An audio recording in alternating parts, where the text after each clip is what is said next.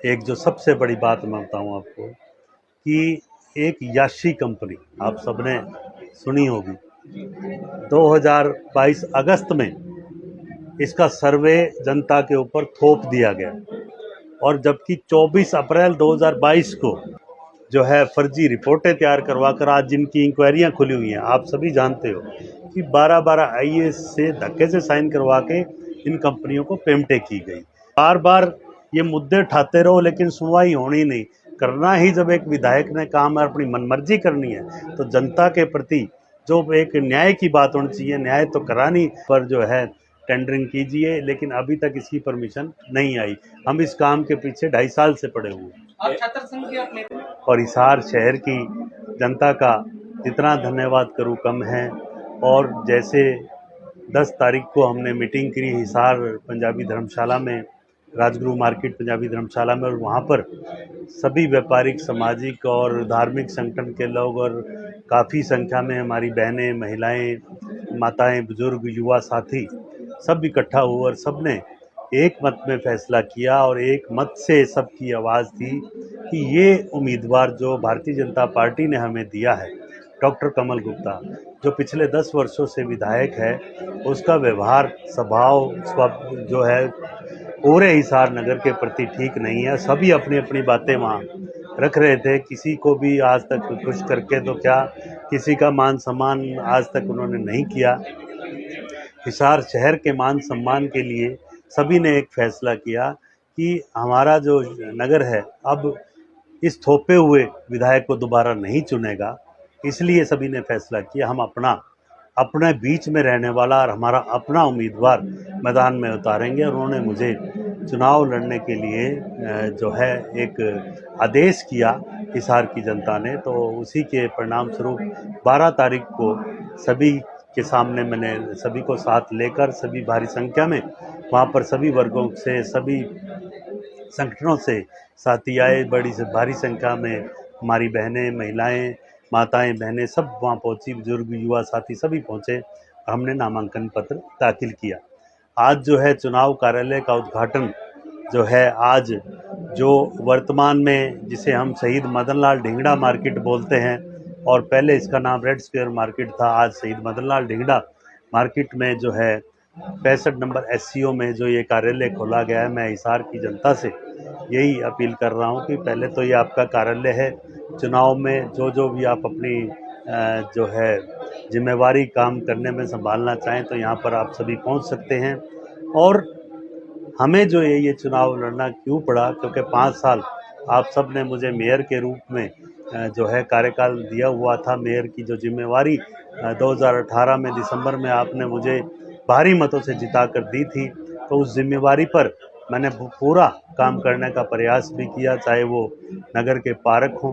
आप देखें कि 5 साल 6 साल पहले पार्कों की क्या स्थिति थी, आज सब लगभग जो है 185 पार्कों में मैंने समितियां बनवाई, पार्क समितियों के साथ मिलकर नगर निगम के साथ हमने सहयोग करके और पार्कों को डेवलप किया।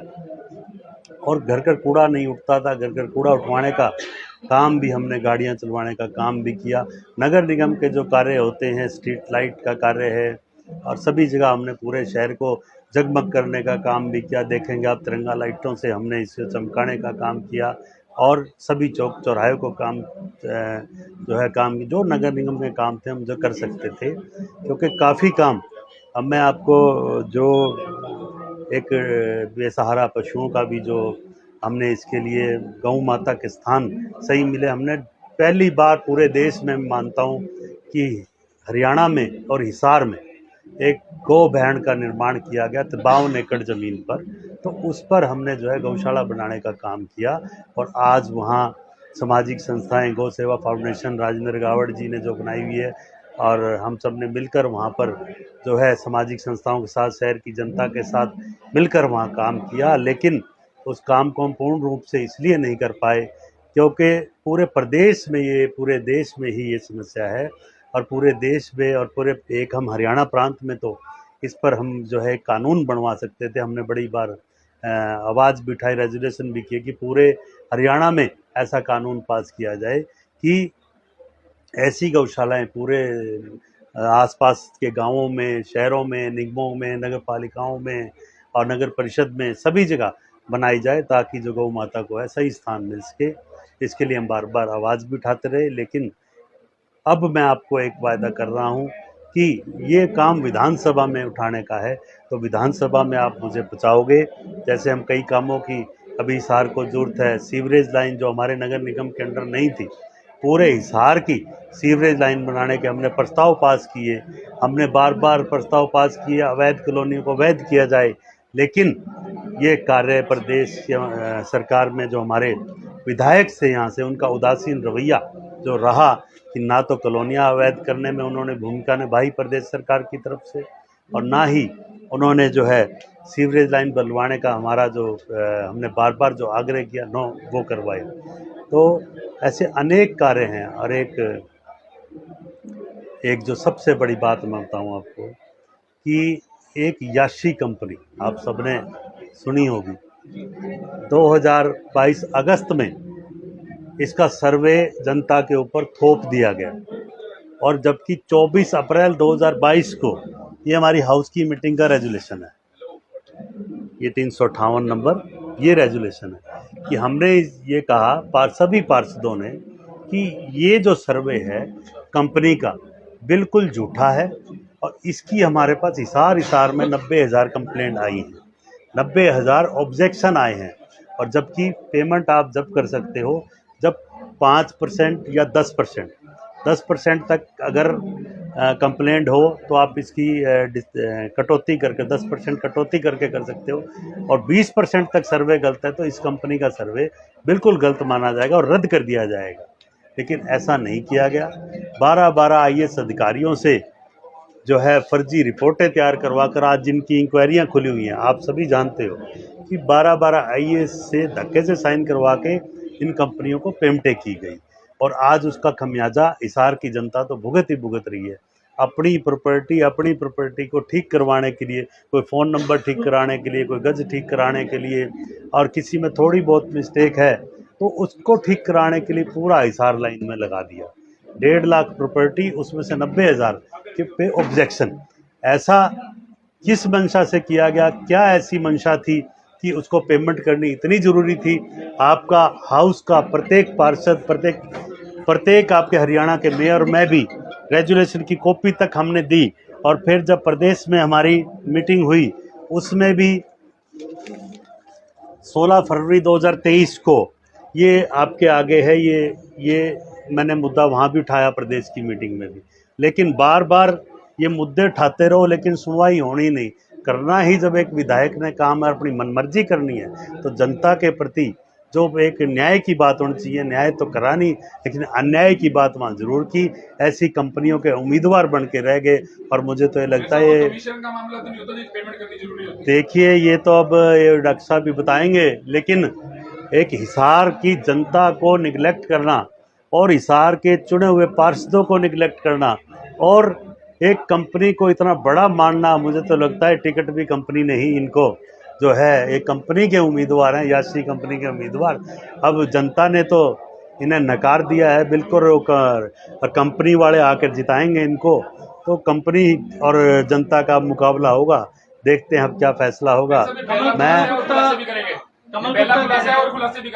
देखिए, ये सबसे बड़ा खुलासा है, ये अभी शुरुआत है। ये जो इनके कार्यकाल में ना तो किसी को मान सम्मान मिला, किसी को हमने, आप लोग भी गए होगे, आप लोग शहर की जनता से भी पूछते होगे, किसी को अगर चले भी गए तो ये इस समय क्यों आ गए, ये आने का टाइम है, ऐसे सवाल। और गौतम जी, कमल गुप्ता कहते हैं कि हम तो पूरी ओपन डिबेट के लिए तैयार हैं, क्या आप तैयार हैं? बिल्कुल, ये सबूतों के साथ तैयार हैं। आपको रेजुलेशन करके दिए गए, आपने जनता की सुनवाई क्यों नहीं की? मैं बिल्कुल तैयार हूं, जब भी डिबेट करने के लिए तैयार हूं।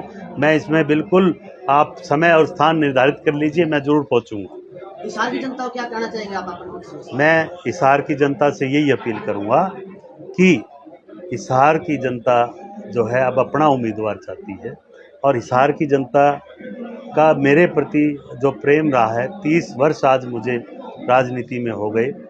आज से लगभग 30 वर्ष, 94 में 94 में कॉलेज के समय में दीपक जैन जी मेरे साथी बैठे हैं, 17 सितंबर 1994 को हमने पहला चुनाव जीता था छात्र संघ का महासचिव के रूप में, और वो 17 सितंबर भी नज़दीक है, 3 दिन बाद है, तो 30 वर्ष मुझे पूरे एक चुनाव जीते हो जाएंगे। और 30 वर्षों में जो मुझे हिसार नगरवासियों का जो मुझे प्रेम मिला, मेरे साथ सहपाठियों का, माताओं बहनों का, बुजुर्गों का, युवा साथियों को, और आज मैं देख रहा हूँ मेरे जिनसे मैं पढ़ा हूँ, जो मेरे टीचर रहे हैं, आज वो सभी यहाँ पर 12वीं आज कार्यालय के उद्घाटन के अवसर पर आए हुए हैं, सभी का आशीर्वाद जो है मुझे मिल रहा है। और हिसार शहर की जनता से एक ही वायदा कर रहा हूँ, हमेशा आपके बीच में रहा हूँ, आपके बीच में रहूँगा, और आपके मान सम्मान और स्वाभिमान के लिए लड़ाई लड़ने के लिए तैयार हूँ। जो आपने फैसला किया था उस लड़ाई को आगे बढ़ाते हुए आप सब ने मेरा सहयोग करना है। और हिसार की जो लंबित मांगें हैं, जो मैं अभी पहले भी बताई है कि जितनी भी जो भी हिसार शहर की मांग है, चाहे वो सीवरेज लाइन है, चाहे वो अन्य कोई भी मांगे हैं, जैसे जो सबसे पहला ज़रूरी होता है कि शिक्षा, चिकित्सा, इस क्षेत्र में काम करना, तो इस क्षेत्र में काम और भी तेज़ी से होगा। मेयर साहब, आप जब मेयर थे उस टाइम जो है आपने कहा था कि डेयरी शिफ्टिंग होगी, लेकिन आज तक वो प्रोजेक्ट सिरे नहीं चढ़ा। आज भी बेसहारा पशु, बेसहारा गाय जो है, गौ माता रोड पर है। इसको लेकर आपका क्या कहना है? संदीप जी, ये मैं बिल्कुल मान रहा हूँ कि इसके लिए जो है प्रदेश सरकार से बार बार अनुमति मांगी गई। मेरे पास पत्राचार की कॉपियाँ भी हैं। हमें बार बार वहाँ अभी तक भी परमिशन ये नहीं दी गई कि वहाँ पर जगह तो दे दी हमें 50 एकड़, लेकिन ये परमिशन नहीं देगी कि डेयरी शिफ्टिंग के लिए आप वहाँ पर जो है टेंडरिंग कीजिए, लेकिन अभी तक इसकी परमिशन नहीं आई। हम इस काम के पीछे 2.5 साल से पड़े हुए हैं। आप छात्र संघ के आप नेता रहे हैं, तो जो आपकी पिछली जो टीम थी उसका कितना सहयोग आपको मिल पा रहा है? देखिए, आज छात्र संघ की टीम मेरे सभी जो स्कूल के साथी भी, कॉलेज के साथी भी, अभी हमारे पूर्व प्रधान जो मेरे साथ प्रधान रहे रविंद्र फोगाट जी, वो भी बाहर आए हुए हैं। दीपक जैन जी उस समय हमारे ये भी छात्र नेता थे, क्लास रिप्रेजेंटेटिव चुने गए थे, और ये भी आए हुए हैं। सभी साथी जो है यहाँ उपस्थित हैं और सभी का सहयोग मुझे मिल रहा है। आप हम कहने का मतलब है बीजेपी के जो कैंडिडेट है कमल गुप्ता, वो एक प्राइवेट लिमिटेड कंपनी के उम्मीदवार है? देखिए, बिल्कुल है, नहीं तो मुझे तो लगता यही है कि इनको टिकट भी कंपनी नहीं दिलाई, और फंडिंग भी शायद कंपनी कर रही होगी। ये तो भगवान जाने, अब क्या है तो कंपनी बताएगी या वो बताएंगे। लेकिन ये मैं निश्चित तौर पे कह रहा हूँ कि उनके गलत निर्णयों का परिणाम हम सब जो है भुगत रहे हैं। कमल गुप्ता 5 साल ही हिसार शहर से विधायक रहे हैं, 10 साल, मंत्री भी रहे हैं, 10 साल, 5 नहीं। एक बड़ा पद रहा है उनके पास जी। क्या मानते हैं कि जो उनके कार्यकाल में हिसार शहर को तवज्जो मिलनी चाहिए, जो डेवलपमेंट होनी चाहिए, वो हुई है? आपके नजर में क्या मानते हैं? देखिए, काफ़ी काम आज वो एक हवाई अड्डे के तो ज़रूर पीछे पड़े रहे। हवाई अड्डा भी ज़रूरी है, हम मानते हैं कि हिसार की डेवलपमेंट में वो भी कार्य 10 साल में, 5 नहीं 10 साल में अभी तक भी जो है पाइपलाइन में ही चल रहा है। मुहूर्त तो उसके कई बार कराए गए, लेकिन वो भी पाइपलाइन में है। हिसार शहर को जो जाम से मुक्त करने की जो समस्या थी, हमने रेजुलेशन की, इन सड़कों को ही चौड़ा हम कर सकते हैं, लेकिन उस ओर भी उदासीनता दिखाई गई। और काफ़ी जो मुद्दे हैं जिसके हमने रेजुलेशन किए, हमारे विधायक जी ने, मैं मानता हूँ कि इतनी मोटी मोटी कापियाँ हमारी रेजुलेशन की होंगी मीटिंगों की, यदि वो पढ़ लेते तो मैं मानता हूँ कि हिसार का कोई भी विकास कार्य नहीं रहता। कमल गुप्ता को 10 में से कितने नंबर देंगे जी आप? देखिए, नंबर आप लोग देंगे, ये जनता देगी, ये मेरा काम नहीं है नंबर देने का।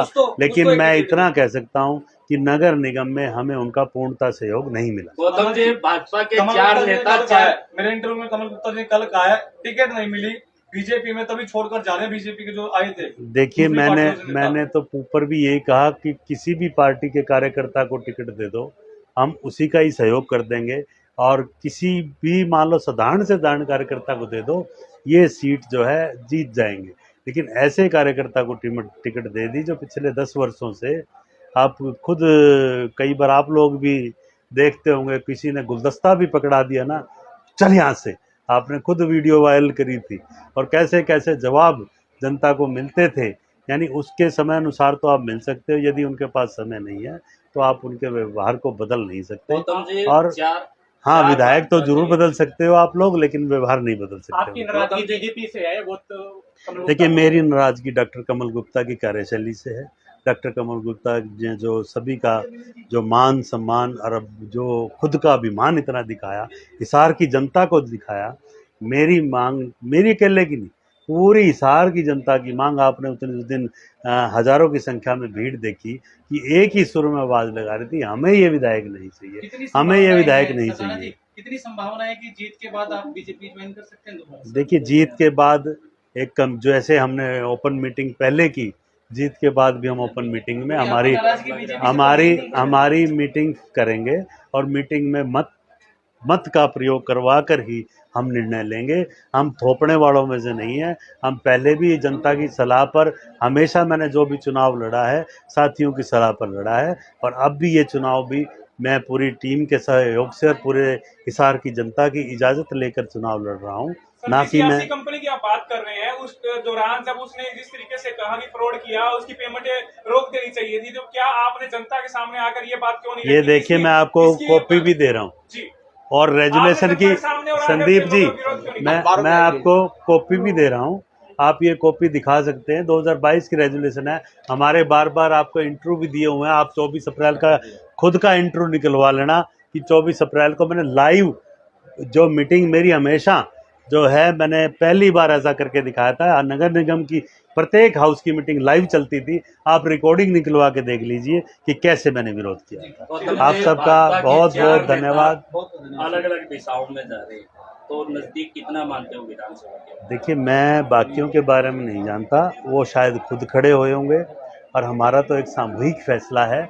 हमारा एक सभी वर्गों का, सभी साथियों का, सभी बुजुर्गों का, महिलाओं का, बहनों का, युवा साथियों का, सभी ने जो निर्णय दिया है कि इस चुनाव में हमने ज़रूर जाना है, और हमने जो है अपने मान सम्मान और अभिमान की लड़ाई जो है लड़नी है, और हमने हिसार में अपने बीच का विधायक बनाना है जो 24 घंटे हमारे बीच में रहता हो, जिसका मोबाइल नंबर हमारे पास हो, जो हमसे सीधी बात कर सके और जो हमारे सीधे दुख सुख में शरीक हो, उसके प्रतिदिन हमारे बीच में रहने वाला हो और हमारी हकों की मांग जो है पूरी करवाने वाला हो।